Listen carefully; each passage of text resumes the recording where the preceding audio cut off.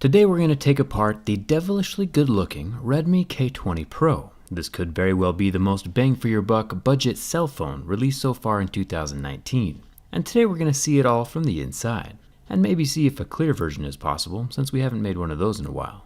Let's get started.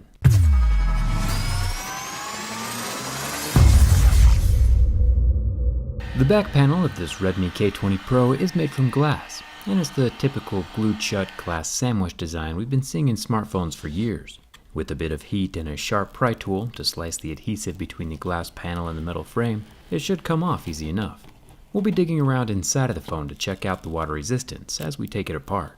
Once all the adhesive is cut, I can twist the panels off of each other, revealing the internals of the phone. The mechanical pop-up camera is still hidden underneath the top plastics, which we can get to in a second. Interestingly enough though, there are red rubber fillers inside each of the button cavities. This might be the first sign of water resistance. These red rubber strips tucked inside each of the button holes aren't used to push the button back out. Like we've seen in some of the old Nintendo controllers, the rubber's just there to take up space.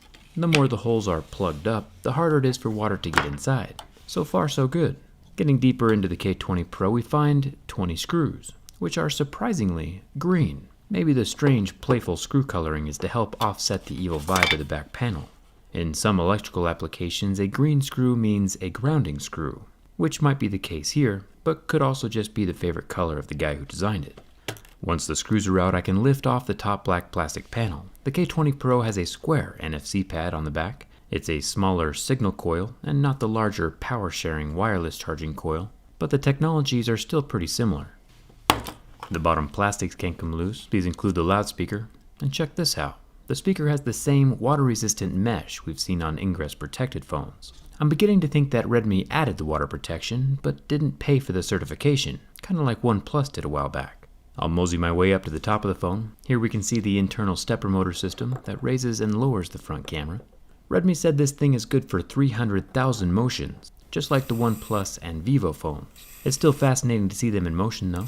The internal motor spins that threaded shaft, and as the threaded shaft spins, the camera motors on up out of the phone, and then motors back down into the phone when the threads rotate the opposite direction. The motor can overheat with too much use though, hence this warning about using the camera too frequently. Where was I? Oh yeah. The difference between this pop-up camera and other pop-up cameras though is the LED sidebars that light up as the camera protrudes, and again as it retracts. These kinds of flashy LED RGBs are things we normally only see inside of gaming phones or PCs. We're going to for sure find out what these LEDs look like, but first let's see what the phone would look like clear. I'm a huge fan of psychedelic phones, so honestly I would probably just leave this one's coating intact, but it's still cool to see how the layer of color works. It's kind of like a giant sticker that's just applied permanently to the bottom side of the glass. Personally, I think they should be sticking holographic designs under here, like the Pokemon cards used to have. The K20 Pro sticker peels off cleanly from the underside of the glass, leaving no residue behind. I'm being very careful not to flex the glass as I peel it off though, because glass is glass and glass can break. Some of the internal black plastics are important. You can see the silver metallic antenna lines, so I'll keep those, and the connectors for the NFC pad. And I'll also keep the lower loudspeaker with its contact pads.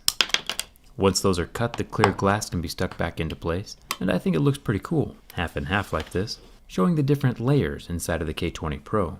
The pop-up motor is visible, which is the most important part, and obviously the warranty and water resistance is now gone, so I wouldn't recommend attempting this unless you have nothing to lose. If you're looking for a non-permanent phone modification, it's probably safer to stick with something like D-brand. You can get something a bit more angelic and classy, like the marble or white carbon, or my personal favorite, the stealthy swarm or black camo. And if you like playing with wood, you can always get real crazy with bamboo or something. And since the skins are protective, yet non-permanent, they don't void any warranties. I'll put a link down in the description for you, and thanks to D-brand for sponsoring this video. Let's go deeper. I'll unplug the battery connector like a little Lego, and then I can unplug each end of this long extension ribbon. Then we can remove the battery. This is one of my favorite styles of battery adhesive, the strong, tangible pull tabs. The adhesive is thinner than the magical pull tabs we see inside iPhones, or even the permanent adhesive we see inside the Samsung phone, and look how strong it is. Before I released tabs 1 and 2, the battery was attached to the phone stronger than I could physically remove, but once tabs 1 and 2 were released, The whole battery comes out easily and cleanly, with no bending or dangerous prying, plus no broken pull tabs. Huge thumbs up for that. The battery is a 4,000 mAh capacity. I can unplug the bottom motherboard ribbon and the lowest camera, the 13 megapixel wide angle. Pulling this guy out to get a closer look reveals that there is no optical image stabilization. We can pop out the other two rear-facing cameras out of the housing to get a closer look at them. The top 8 megapixel telephoto camera and the middle normal perspective 48 megapixel Sony sensor, neither of which have the physical image stabilizing that we've come to expect on high-end phones. But this budget phone is extremely feature-rich at like $350, so we can't complain too much.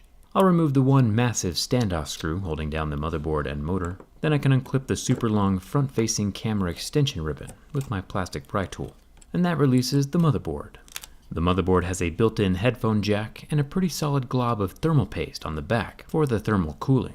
The motherboard sits on top of this copper foil. It's not pure copper like we've seen in some of the major flagships, but still enough that it's efficient. It kind of has a rubberish feel and look when I pulled it out of the phone. So I grabbed my lighter, and since rubber will start to burn and melt before copper will, I started it on fire. The copper foil did not melt, but very efficiently transferred the heat from my flame right into my fingers, holding the other side of the foil. So we definitely know it works. Let's take a closer look at the light-up pop-up camera and see where that red frontal glow comes from. Surprisingly, there is only one more screw left holding it in place, another green little guy. I'll remove that and then lift off the motor power ribbon and pull the stepper motor out. Then I can slide the pop-up camera up and out of the phone.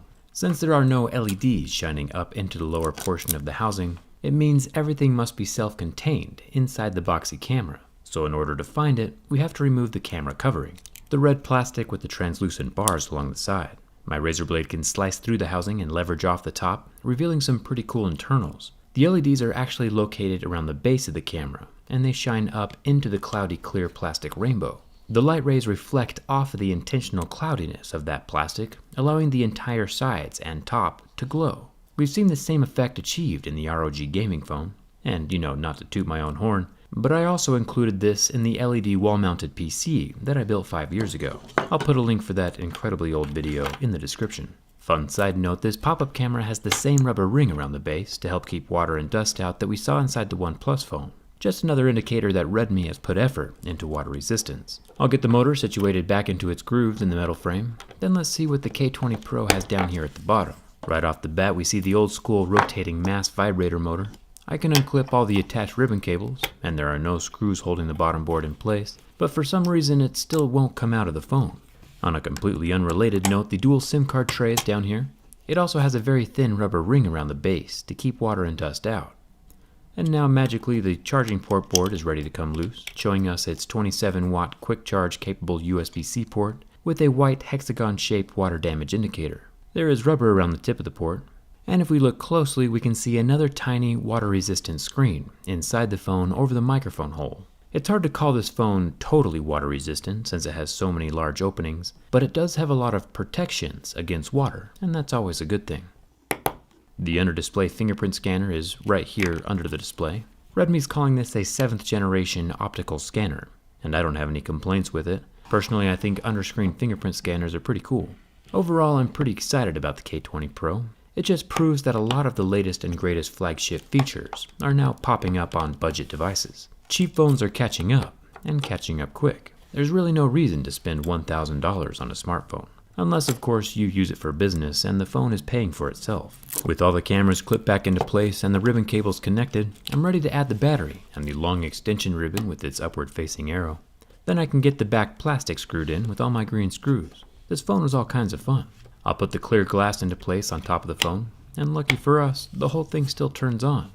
The power button has a very interesting connection with the gold contact pads resting up against the bottom side of the motherboard, so if the motherboard's not screwed down, it doesn't start.